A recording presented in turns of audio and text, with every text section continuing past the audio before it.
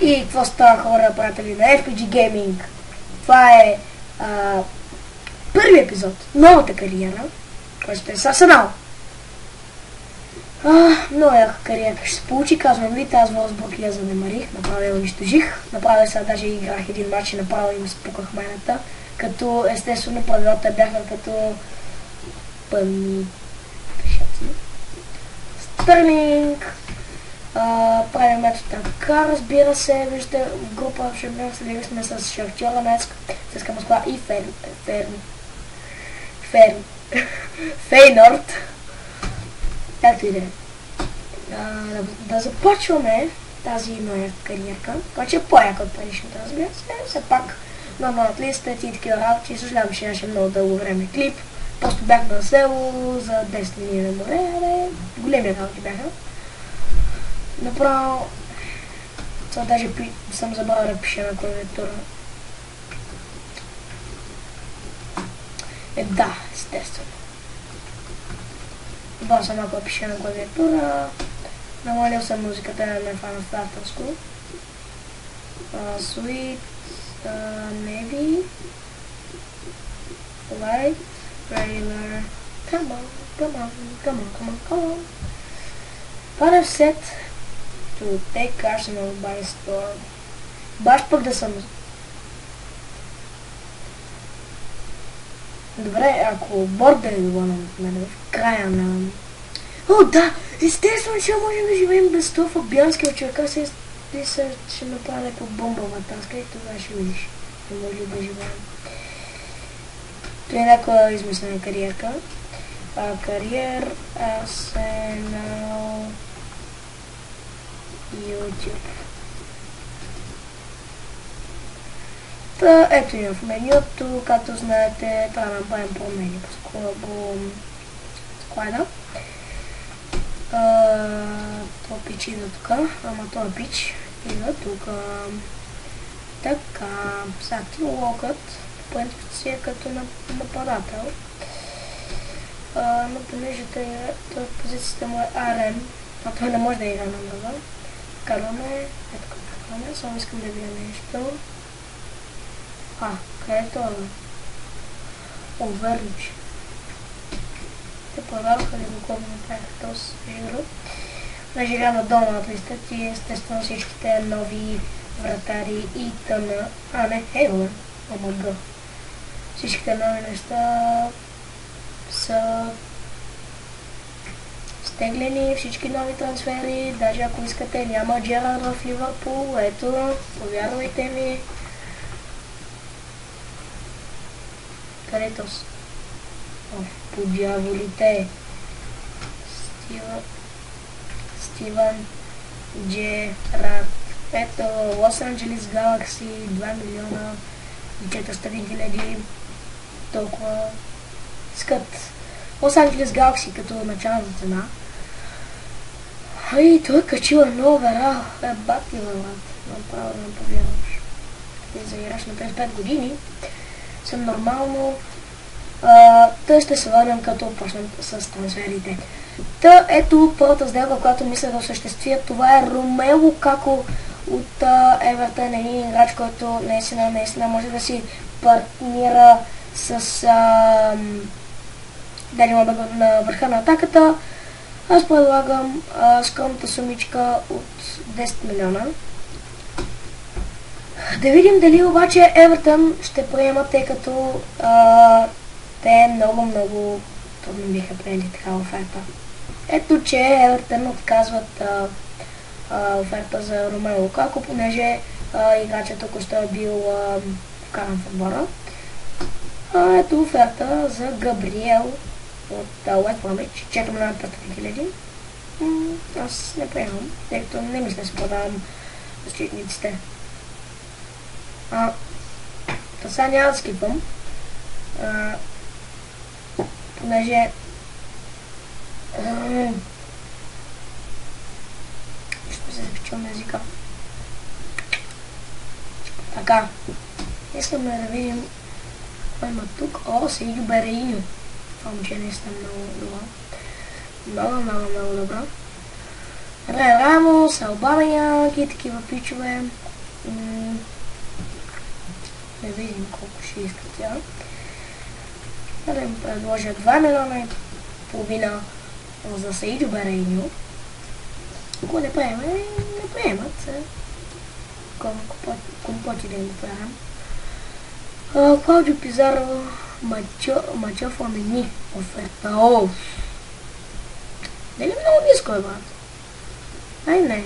По-малко ще контрираме с 5 милиона. Ама знам ли Бърли ще се съгласи за Фокспорт?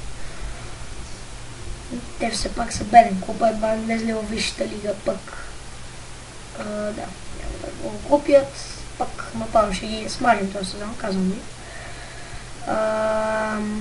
Направих го semi-pro, защото пробвах преди това на професионал с Озбук, направо ми щукаха главата. Та зато и закриха кариерата. Абу Диаби, един играч, който е на години. Всъщност не е на години, няма плана. Бе, тия бъни са много нахални, бе, само ми взема защитници. Баси идиотите. Та сега искам да направя една оферта за един скромен играч. Това е Стивън Нейсмит, играчът, плеймейкърът на Евертън. Искам да направя една скромна оферта от 4 милиона за Стивън Нейсмит. Ако я приемат, вземаме го и понеже знам, че Стивън Нейсмит е такъв тип като нападател на Стивън Нейсмит, може да се наложи чудесно в клуба, ако някой се бузи или нещо такова, пък може да го вкараме в резервите, оферта за Начо Монреал, която не се приема. Ние си продавам на играчите от сега, сигурно в полусезона, когато има сериозни чистки.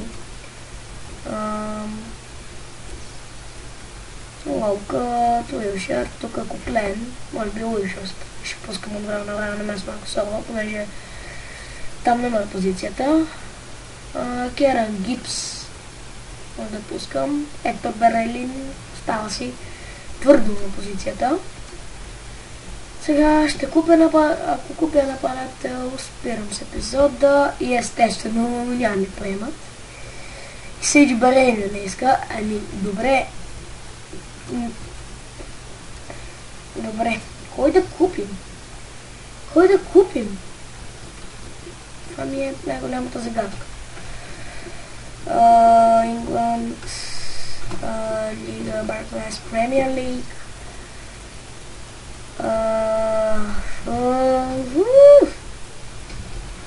Айде, Вилфред, моля се ела при нас 11 милиона.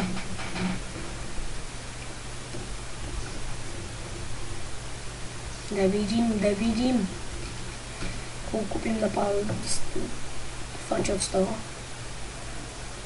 Няма приема тази оферта. И се баща. Всъщност, мога да я приема, ама е така. Е така мога да я приема по-скоро. Ефлитате. И Манчестър Сити естествено отказва. Бум! Добре, брат. Кажи ми как става тая работа. Да не мога да си намеря един смотан нападател. Анди Керал, ма той не може да играе с крака. Той е като централен защитник. Направо писка ми вече. Ето малко. Някъй. Право ми писна вече очия. Искам да ги уша. Ама не мога. Значи поема една оферта за него. Пък. Отстане са. 8 милиона. Дай ми Керал. Стабилна сума. Стабилна сума за играч като Анди Керал, понеже знаете, че той много обича да игра с глава. Просто само с глава играта обича. И между другото... Не! Алекс Окслейд-Чембърлейн е прекалено полезен, прекалено нужен за нас. Няма да го купим. И ето, че най-после един прие нашата оферта. Дали обаче Анди Керал ще дойде на Емирейтс или остава в Уест Хем. После време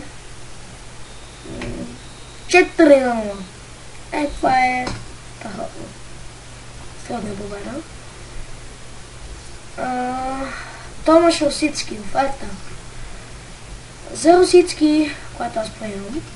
Росицки не знам дали ще му дам шансове тази година, така че по-добре да отива. Окей. И ето, че Анди Керал приема. Добре дошъл, Анди Керал, и това ще е за този епизод. Надявам се да ви е харесал, понеже е много нарязано ще бъде сигурно. Не знам точно как ще го направя. Това беше от този епизод, надявам се да ви е харесал. Само искам да сложа... Добре, тук е. Всъщност 4-3. Не. Е, така да е, да, точно. Юзил и Рамзи, Юзил не може баща. Така да играе, ама... Санчес малко и той на куца позиция, ама... Коспреса. Така е. Алекс Окслейд Чемберлейн. Глен заминава. Това беше... What? Окей. Гипс. За мен не е проблем. Това беше от този епизод. Надявам се епизодът ви е харесал. Абонирайте за повече клипове и до скоро. И какво става, хора, приятели на FPG Gaming? Това е първи епизод. Новата кариера, който ще е с Арсенал. Много яка кариера ще се получи, казвам ви, тази Волсбург я занемарих, направо я унищожих. Направо сега даже играх един матч и направо им спуках майната.